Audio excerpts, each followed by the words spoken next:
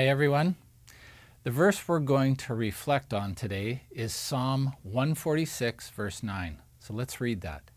Yahweh preserves the foreigners. He upholds the fatherless and widow, but the way of the wicked he turns upside down. The context of this verse starts early in the psalm when the author says that they will praise God as long as they live.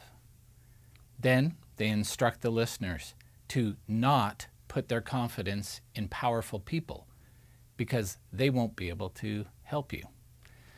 But in contrast, the author says in verse 5, happy are those who have the God of Israel as their helper, whose hope is in the Lord their God. And then the author lists off many things that God is. He is the creator of everything. He keeps every promise he makes. He gives justice, sets prisoners free, lifts burdens, loves the righteous, and finally, the verse that we talked about, he protects the foreigners, cares for the fatherless and widow, and frustrates the plans of the wicked. The psalmist is provoking us to be careful not to put our hope and trust in people, but to put our hope and trust in God.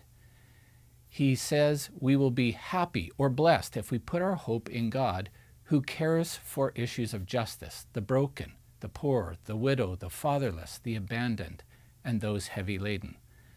This doesn't mean that if we find ourselves in one of these categories of people and then pray and tell God we're trusting him, that we'll get whatever we want and think we need.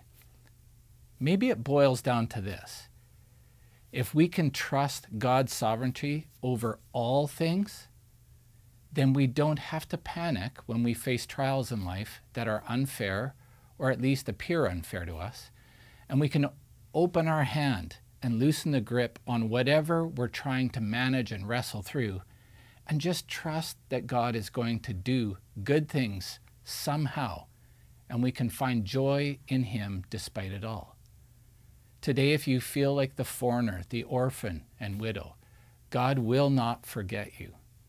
He cares for you, and he can be your source of stability and joy in relationship with him.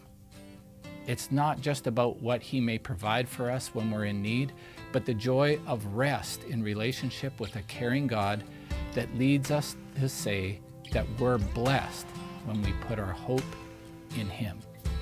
I hope you have a blessed day.